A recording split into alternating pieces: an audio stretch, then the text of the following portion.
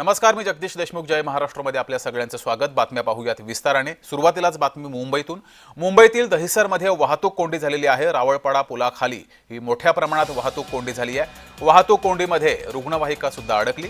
गेली 20 मिनिटांपासून रस्ता बंद आहे. वाहतूक सुरळीत करण्याचे पोलिसांचे प्रयत्न सुरू आहेत. ही दृश्य आपण पाहतोय.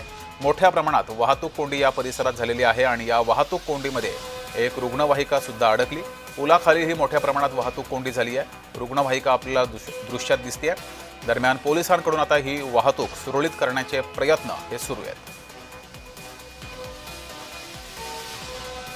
गेल्या 20 मिनिटांपासून रस्ता बंद आहे, त्यामुळे वाहतूक कोंडी झाली आहे आणि या वाहतूक कोंडीत रुग्णवाहिका सुद्धा अडकलेली आहे. दहिसरमध्ये रावळपाडा परिसरात ही वाहतूक कोंडी झालेली आहे. रावळपाडा पुलाखाली मोठ्या प्रमाणात वाहतूक कोंडी झाली आहे. या वाहतूक कोंडीमध्ये अनेक वाहनांच्या लांबच लांब रांगा लागलेल्या आहेत आणि यामध्ये रुग्णवाहिका सुद्धा अडकलेली आहे. गेल्या 20 मिनिटांपासून रस्ता बंद आहे आणि गेल्या 20 मिनिटांपासून रुग्णवाहिका या वाहतूक कोंडीत अडकली आहे.